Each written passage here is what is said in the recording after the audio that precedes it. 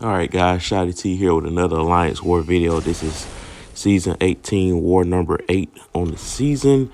We're going in with Namor for the first time this season. And then, of course, the usual Quake, Doctor Doom. First fight here, we have all or nothing thing. We're going to go in with Quake. We're going to do like we did a couple of wars ago. Just going to charge, Quake and bake. We're going to parry, light attack. And like I said, I decided to go with a boost here because I just don't want to risk him getting to SP3 by me doing this tactic. I probably could get away with it if I just do light attacks only instead of dropping my heavy at times. But like I said, it's too risky to take that chance. We've been on a losing streak. So by any means necessary, we're just trying to win this time, get that W back. So far this fight's going okay. I mean, I've taken some brute force damage, but like I said, at this point, it's all about surviving and advancing. So, like I said, I don't lose too much health in this fight. All right, and gonna do another light attack there. See, now he's at 2 bars of power. So, like I said, if I didn't have the boost, it would be really close. And that's the thing. I didn't want to take any chances. And I mean, I did drop 2 heavies in this fight. So maybe if I didn't drop those heavies, maybe I probably could have gotten them down, but we'll never know. But anyway, the next fight here, we have a clairvoyant. And you've seen me fight her on this node several times before with Quake. The whole idea is to hit into the block. Maintain that space while the fisticuffs are active, because you don't want to be hitting into her because she's a flow defender, and you don't want to keep dexing the whole time because all that does is just gain her power. If you're supposed to be gaining a dexterity buff but you're not gaining it, and what that does, it causes Claire to gain a power gain. So as you can see there. But at this point, the fisticuffs is worn off, so now we're just back to quaking. Now, I mentioned in the previous video that flow tactics are just horrible for this game. I mean, it really restricts your roster. I mean, they nerfed it, quote unquote, but you still having to bring the same champs every time. I mean, this whole season, I brought a rotation of 6 champs now. Quake, Doom, Namor now, Nick Fury, Human Torch, and I believe I brought Cap on 1 or 2 occasions.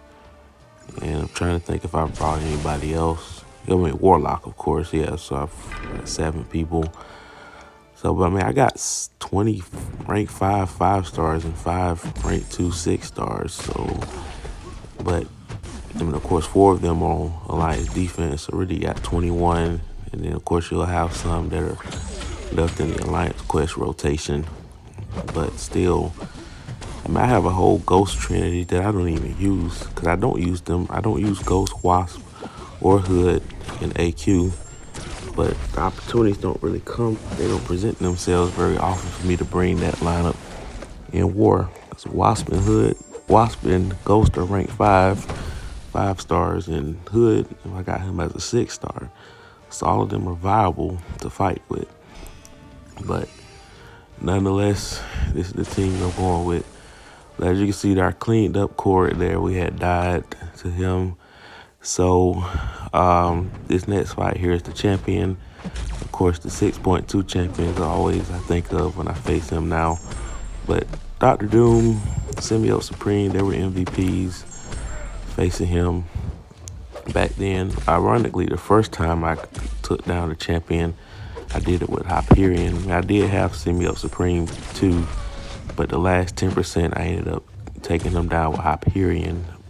I mean, it was sloppy, but the idea was just use my passive power gain and just special intercept him whenever he became unstoppable. Because the thing about his unstoppable, you can still knock him down with a special attack.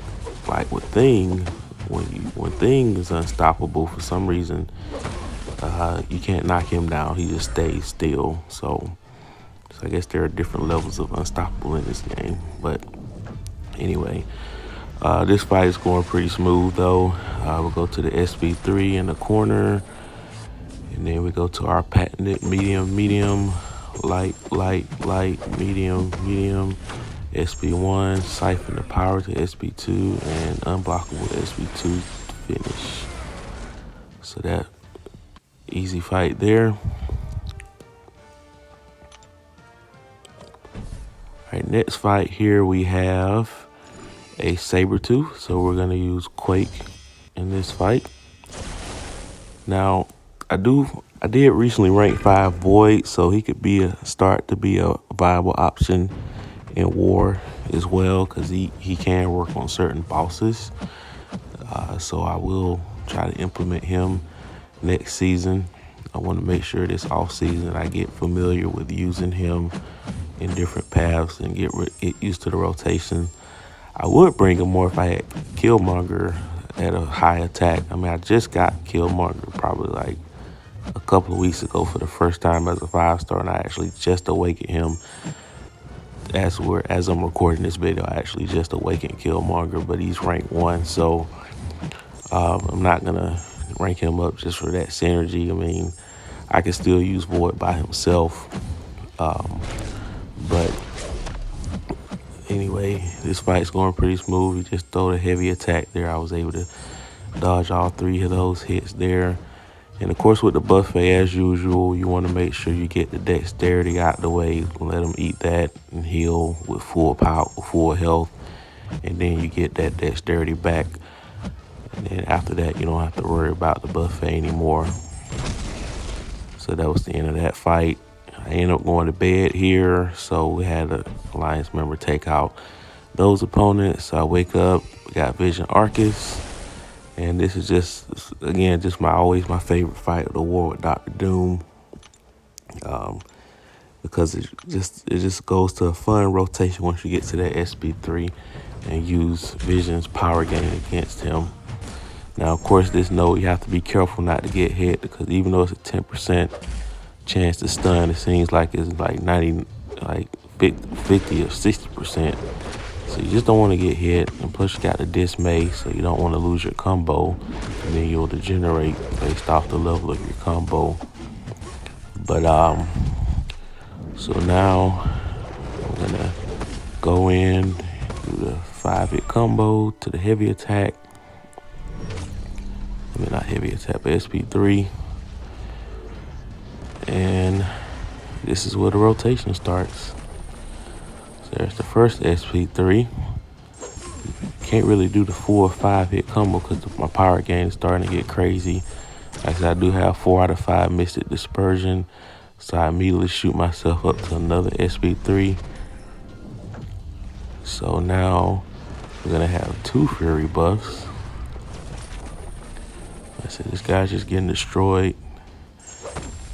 Like I said, I can't do my full combo. I want to make sure I throw that SP1 so I can maximize the power gain. And this should do it here.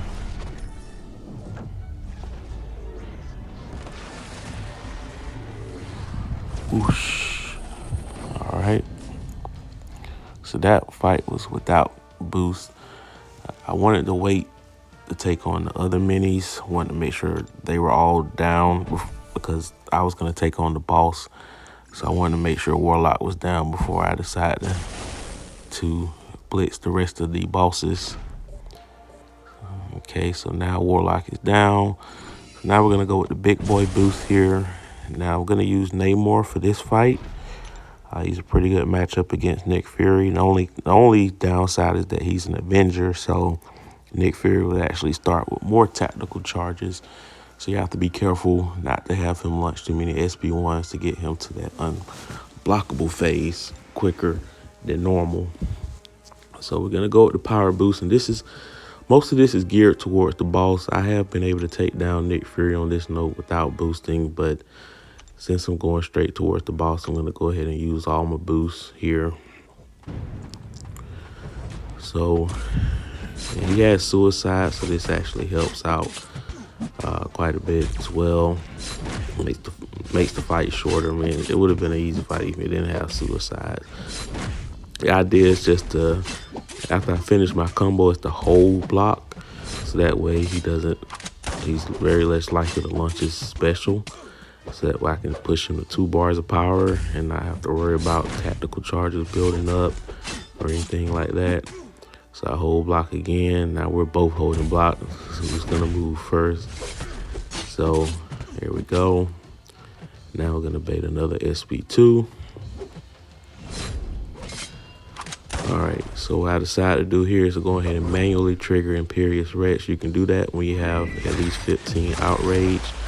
And if you have at least 2 bars of power, that'll actually put you up to SP3, because manually getting yourself into Imperious Rex gains you a bar of power.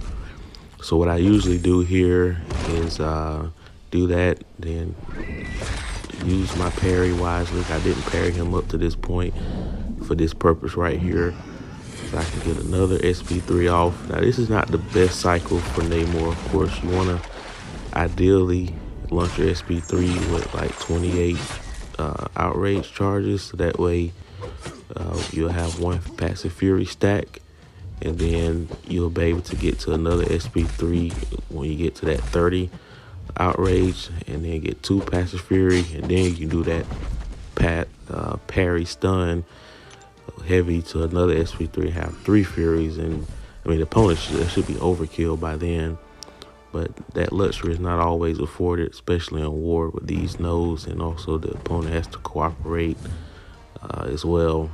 But so this fight right here is basic Quake fight against Dr. Doom. Doom is actually pretty easy to Quake because he has a recognizable, I mean, most opponents have a recognizable second medium attack, so you know that's a combo ender. So when I see that, I know I can go ahead and charge another heavy, because that's the end of that combo. The only other combo ender I really have to worry about is a 4th light attack, but that's on a 5-hit combo. I can deal with 5-hit combos. It's the 3-hit combos that kind of throw you off, and sometimes they'll throw a 4-hit combo where it actually ends with a second medium as well, instead of another light attack. So just have to keep that in mind. But we're wearing them down here. No issues in this fight. One more aftershock rotation should do the job here. Okay, there we go. Now this next fight, we have a Terrax boss. It's the first time facing Terrax in war.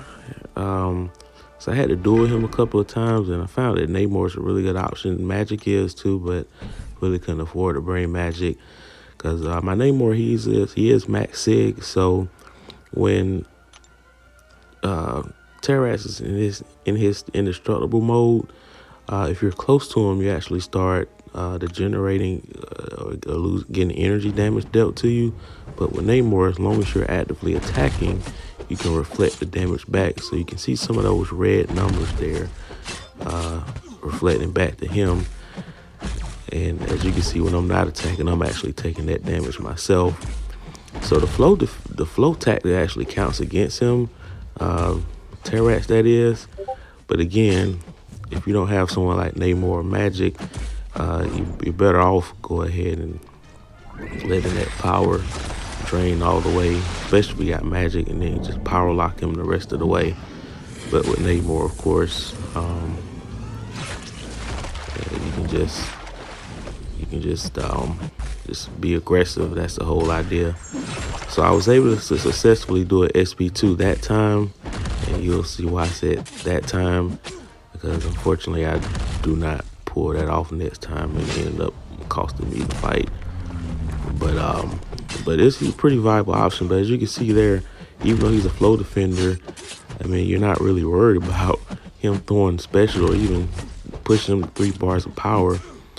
And with Namor, I use the armor breaks that I have on me to heal myself with willpower. And as long as I'm aggressive hitting into him, I can reflect that damage. So we're gonna build to another. He's just not letting me do it, but we build to another Imperious Rex here. And this is where I mess up. I mean, he did not have a bar of power on him, so I'm not sure why I got so timid. Because usually when the opponent has a couple of bars of power, I try not to charge immediately after a special because they might intercept me with a special. But for some reason, I decided to just cut my dash short with the SP2 and pay the price. I do go back in and finish them off, but we did win the war, so we're back on the winning streak. But anyway, hope you guys like and subscribe and share, and hope you have a great day.